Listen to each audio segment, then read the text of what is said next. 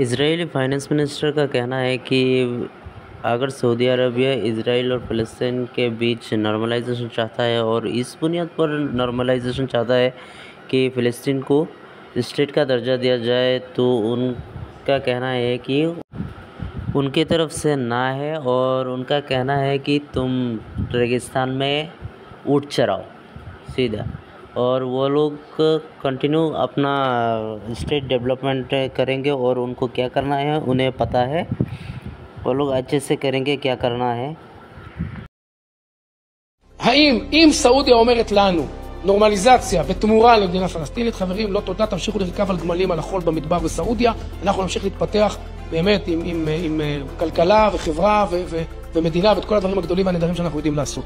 טוב, אני אתחיל מהסוף. האמירה הלא מתוכננת ולא מוצלחת שלי על סעודיה בהחלט הייתה לא במקומה, ואני מייצר עליה.